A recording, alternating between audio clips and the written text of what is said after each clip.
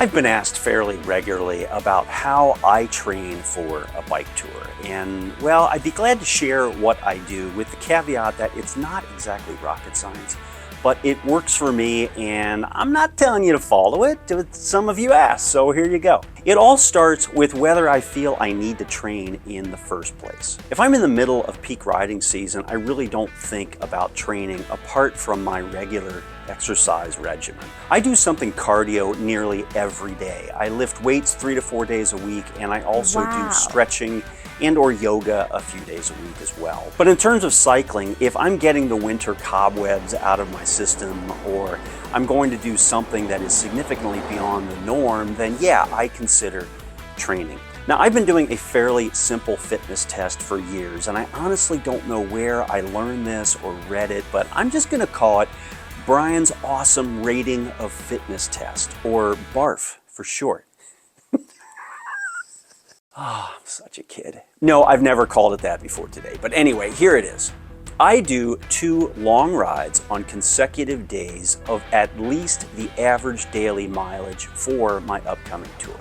Does that make sense? So let's use the Katy Trail as an example from last year. It was 240 miles over 5 days, which comes out to 48 miles a day. So when I was preparing for this ride, on one weekend, I did 48 miles on Saturday and 48 miles on Sunday, and it was no problem, which gave me the confidence that I was fit enough to do the ride. Now, by contrast, I also rode Ragbri last year, which was 500 miles in 7 days, or 72 miles a day. Now, I didn't test myself, but I guarantee you I would not have passed. I felt confident because I'd been riding a lot, but well, as the story unfolded, I struggled, and I would have been way better off actually training. I still laugh at how underprepared I was for that event. So there's a quick test for your fitness. Can you do back-to-back days of the average daily mileage for a proposed route?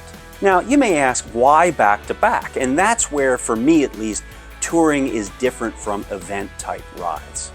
You can train for a one-day 100-mile century. That's training for distance. But what if you have to do long distances many days in a row? That's training for endurance. And again, in my opinion, that's the key to being physically prepared for a tour. You also might be asking, why only back-to-back? Why not test yourself over more days, or even simulate the entire length of your tour? Our bodies are simply amazing in their adaptability. And I found that 2 solid days of riding, my body gets the message pretty quickly and physiologically starts to transform to a heightened expectation for physical output. Now, back to that test. What if I can't pass? Well, then I train, for goodness sake. And I'm gonna throw in some tips rather than a full schedule because I wanna keep it simple.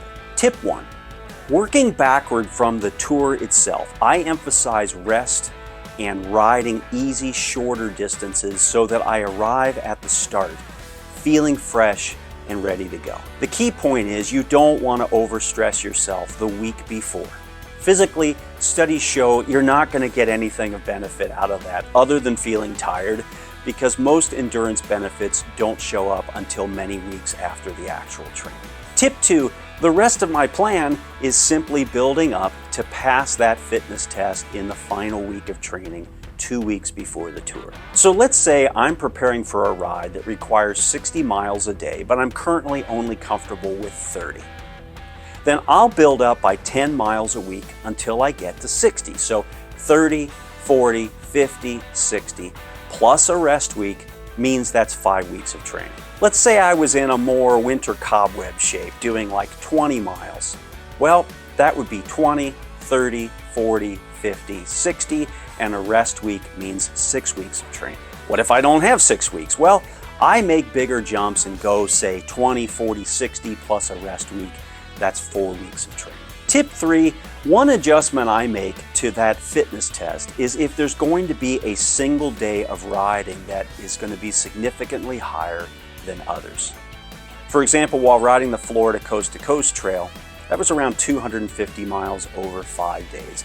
I knew one of those days was going to be about 75 miles, so I adjusted the fitness test to make one of the days match the longer distance, in this case 75 miles, and the other day to be the average, which is around 50 miles.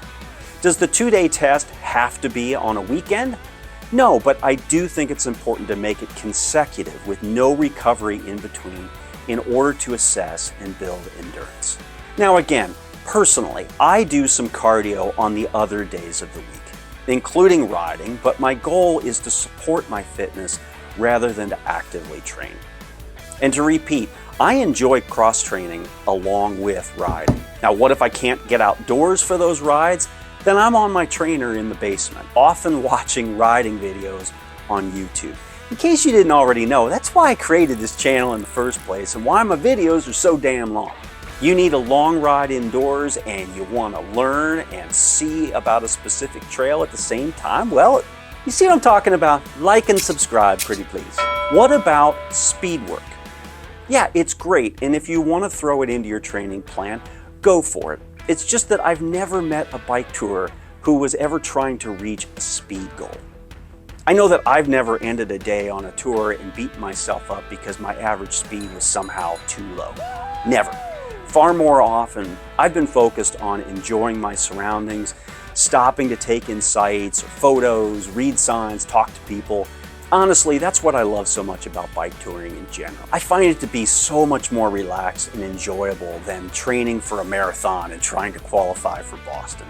Now, in terms of strength training, as I said, I do at least 3 days of full body weightlifting when I'm at home, which includes squats, lunges, calf raises, and the like. But the key there is when I'm at home. Last summer, I was riding a lot and I just wasn't at home.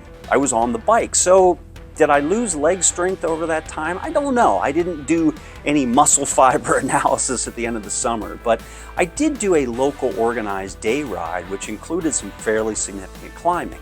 And I found my legs were carrying me uphill with no problem. In fact, quite the opposite. I was hanging with the rest of the spandex-clad speedsters, and yes, my ego was fully inflated. If you're looking for fitness plans, one of the most straightforward, easy-to-follow routines I have ever seen is called the 7-minute workout. I'll leave links below to a few good YouTube versions, but it's so easy and effective. I even do it sometimes during the tour itself. As the name says, it's a full-body workout that takes 7 minutes.